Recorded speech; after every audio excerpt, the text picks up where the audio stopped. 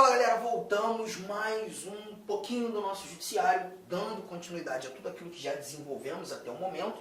Bom, agora o nosso bate-papo vai ser justamente sobre as garantias e as vedações da magistratura. Por quê? Vimos no bloco anterior que aqueles magistrados que chegam por indicação e passam a ocupar os tribunais de segunda instância, eles terão as mesmas garantias e as mesmas vedações que os demais magistrados. Nós vimos isso. Todavia, é importante nós lembrarmos que quando da análise da vitaliciedade, nós teremos uma diferença, nós teremos um detalhe diferenciado. E aí esse detalhe diferenciado a gente traz para cá, ó. Vamos lá no artigo 95 para começar a conversar sobre essas garantias e essas vedações. E aí a gente volta lá para o artigo 93, mata aqueles outros incisos e finaliza essa parte. Bom, aqui nós temos as seguintes informações. Os juízes gozam das seguintes garantias.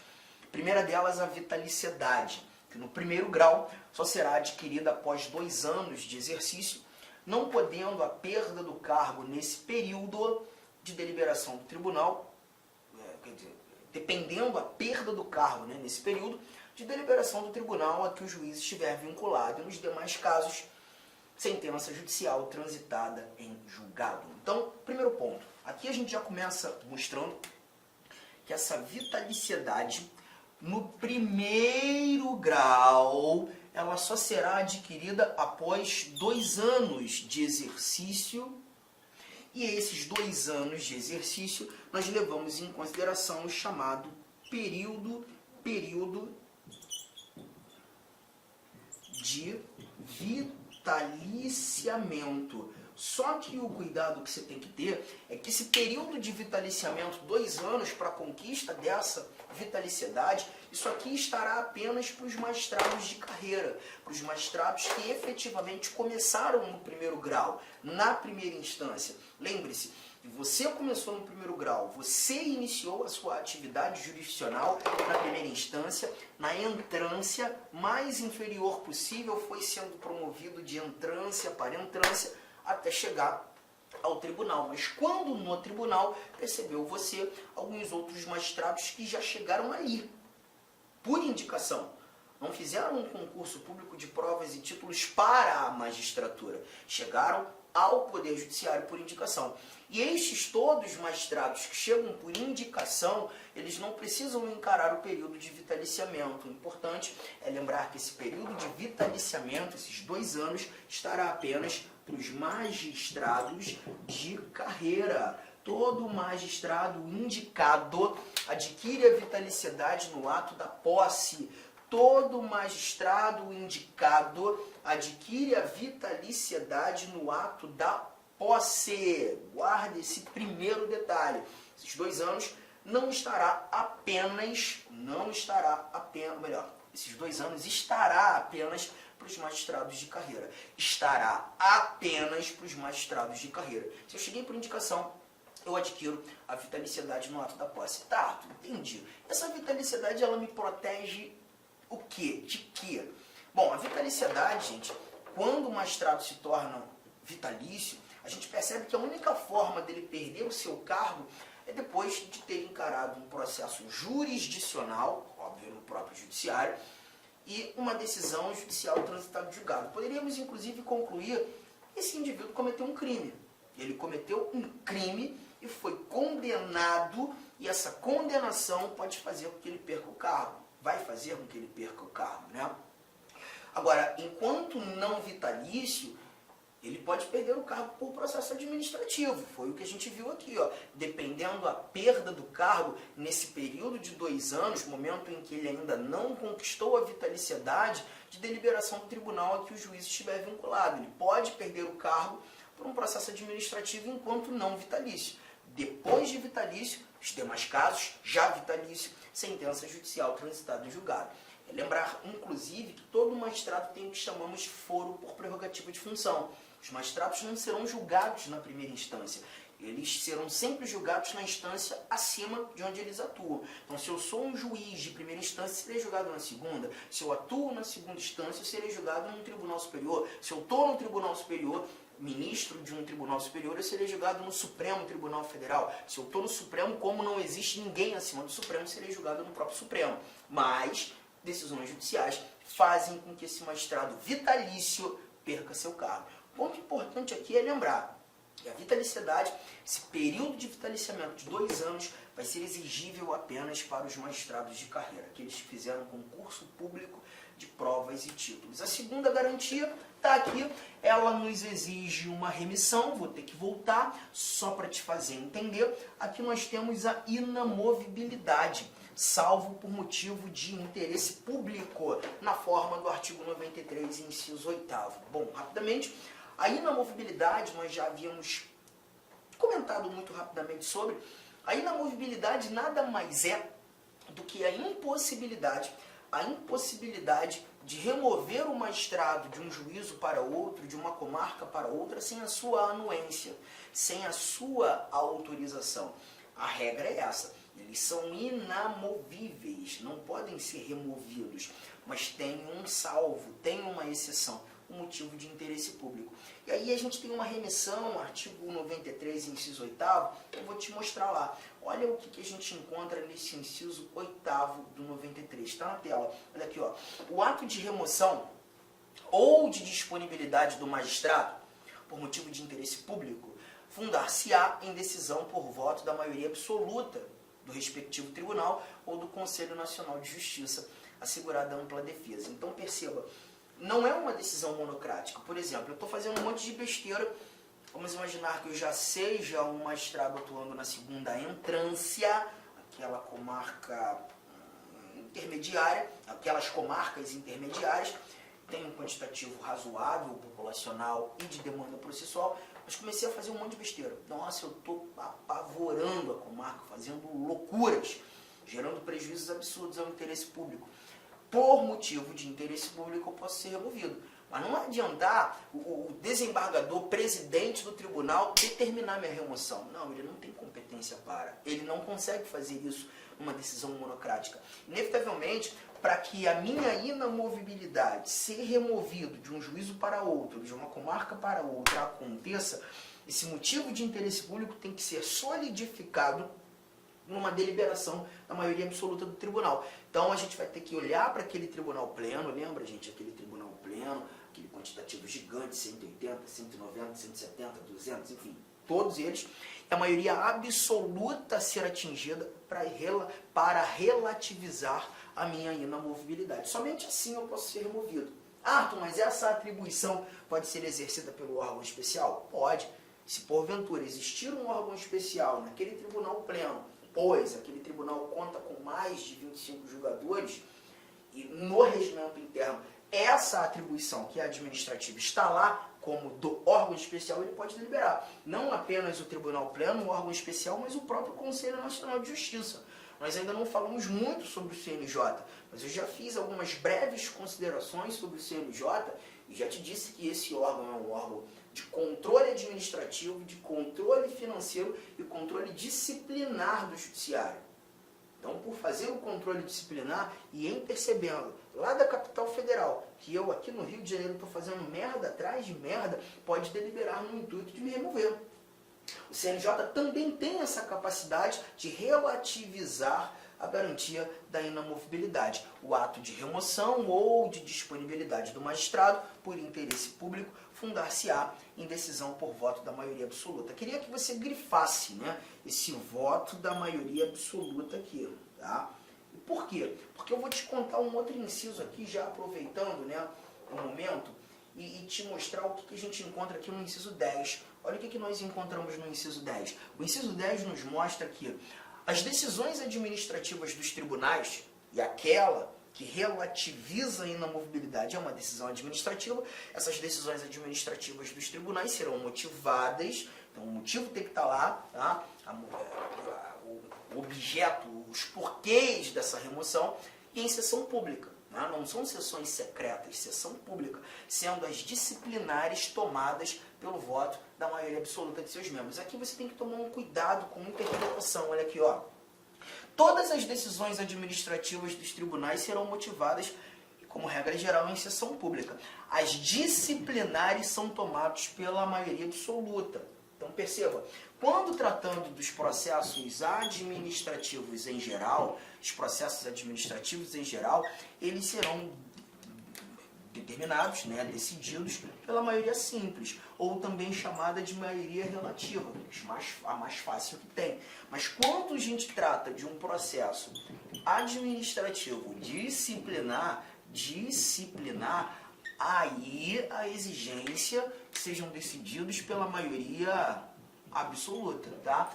Todos eles, sejam os processos administrativos em geral, sejam os processos administrativos disciplinares, motivados em sessão pública, mas as decisões disciplinares, maioria absoluta. Então a gente percebe, inclusive, que quando da relativização da inamovibilidade de um magistrado, como regra geral, isso acontece em campo disciplinar. É aquele magistrado que está fazendo um monte de besteira. Então encarou o PAD fez com que ele fosse removido lá para o interiorzão do Estado, né? Lá para o finalzão de tudo, justamente por entendermos que nessas regiões nós temos um quantitativo menor, a complexidade das ações é menor, não que o povo ou a população que resida ali mereça o pior, óbvio que não, mas entendo um quantitativo populacional menor, uma demanda processual menor, uma complexidade menor nas ações, já que não conseguimos retirá-lo, pois vitalício, pelo menos um prejuízo menor à atividade jurisdicional. Tá? E aí também aproveito e te trago aqui no nosso inciso 8º-A, que foi uma inserção interessante, oriunda da Emenda Constitucional 45. Ele também fala sobre algumas coisas apresentadas sobre remoção ou até mesmo troca, né? Olha aqui, ó, a remoção a pedido, quando eu desejo, vamos trocar? Ou a permuta, né? Ah, não quero mais ficar aqui não, quero para lá.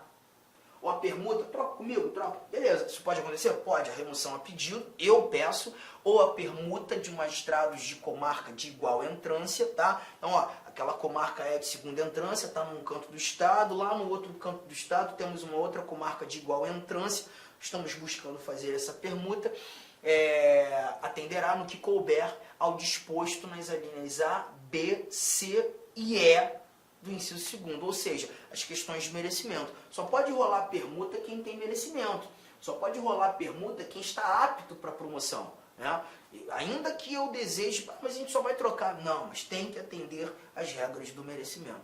Se eu não tenho merecimento, se eu não sou apresentado em lista de merecimento, a letra E é interessante, se eu estou retendo autos em meu poder, ultrapassando os limites legais e gerando prejuízos, eu não vou conseguir. Não vou conseguir. E essa é a inamovibilidade agregada a esses incisos lidos por nós. Voltamos lá ao artigo de número 95. Vitaliciedade já matamos, inamovibilidade matamos, chegamos aqui, a irredutibilidade de subsídios. Irredutibilidade de subsídio, ressalvado o disposto nos artigos 37, 10 e 11, 39, parágrafo 4º, 152, 153, 3, 153, parágrafo 2º, inciso 1º. O que todos esses dispositivos versam? Primeiro, versam sobre questões atinentes à previdência, questões atinentes à tributação e questões atinentes a subsídio, né? Então, coisas que você estuda no âmbito do direito administrativo, né, que eles serão, sim, atingidos por retiradas previdenciárias, né, o subsídio vai ser atingido por tributação, imposto de renda, por exemplo. Então, tudo isso deve ser levado em consideração. Isso não ofende a irredutibilidade de subsídios. E um outro ponto importante, quando você fala dessa irredutibilidade de subsídio, você está levando em consideração, gente, o valor nominal do subsídio, tá? O valor nominal do subsídio. Eu estava lendo uma reportagem há pouco tempo que dizia ter a nossa moeda, o real, estar encarando o pior momento de sua existência, né? De uma depreciação absurda, de capacidade de compra, como é que eu vou dizer? Desvalorização frente ao mercado, né? Frente ao dólar. Tudo isso certamente atinge o valor real do subsídio, porque aquilo que um magistrado comprava com aquele subsídio naquele patamar, há 3, 4, 10 anos atrás, hoje ele já não tem mais o mesmo poder de compra. Então o pensamento poderia ser, então uma depreciação de moeda, uma desvalorização da moeda frente ao mercado, essa perda do poder de compra, isso é uma ofensa à irredutibilidade, porque não deixou de reduzir o valor real. Não, isso não ofende. Tá? Isso não ofende. Aqui a ofensa seria apenas ao valor nominal, aquilo que é registrado em lei. Então, aquilo que foi determinado em lei não pode ser reduzido. Não há possibilidade de reduzir aquele subsídio determinado em lei. A garantia da irredutibilidade de subsídios protege apenas o valor nominal. E além das garantias, o parágrafo único desse mesmo artigo 95, ele vai trazer também as vedações. Aqui você vai encontrar 5 vedações, né? Aos juízes é vedado. O que nós temos como vedação aqui? Terceiro inciso, deixa eu começar pelo terceiro inciso, que é o mais fácil que tem. Dedicar-se à atividade político-partidária. Magistrados não podem exercer atividade político-partidária. Poderíamos entender que magistrados não podem ter filiação partidária, mas a partir do momento que eu leio dedicar-se à atividade político-partidária, isso não é apenas a vedação à filiação, mas a vedação a qualquer tipo de atividade relacionada ao ambiente político-partidário. Não pode. Aquele magistrado que está lá num comício de um determinado partido, ainda que não seja filiado, gente, não pode. Magistrados não podem dedicar-se à atividade político-partidária. Em hipótese alguma, não pode, tá? É uma vedação. Avanço, te mostro aqui um outro inciso, o inciso 5º, a gente vai matando ponto a ponto. O inciso 5º diz também que o magistrado não pode exercer a advocacia no juízo ou tribunal do qual se afastou antes de decorridos 3 anos do afastamento do cargo por aposentadoria ou exoneração. A gente costuma chamar esse inciso 5º de quarentena, a doutrina, né? Denomina como quarentena de saída. A quarentena de saída. E o que significa quarentena de saída? Lembra que quando você buscou prestar o concurso para a magistratura, além de ser bacharel em Direito, você precisou apresentar 3 anos de atividade jurídica. Você pode apresentar a atividade jurídica com o exercício da advocacia. E vamos imaginar que depois de um belo tempo de estrada, você deseja retornar ao exercício da advocacia. Não quer mais exercer a magistratura, exercer a jurisdição, quer voltar a ser advogado. Você vai ter que respeitar a quarentena de saída. Aqui nós vimos 3 anos, mas 3 anos no juízo ou tribunal do qual se afastou. Isso aqui é importante, porque perceba, vamos imaginar que você já era um ministro do Supremo Tribunal Federal. Preciso levar em consideração que o STF exerce jurisdição em todo o território nacional. E o STF exerce jurisdição para todas as justiças. Então você estará impedido de advogar em qualquer que seja o juízo brasileiro, qualquer que seja justiça. Justiças estaduais, justiça federal, justiça do trabalho, isso perguntar para todo mundo. 3 anos de forma ampla, completa.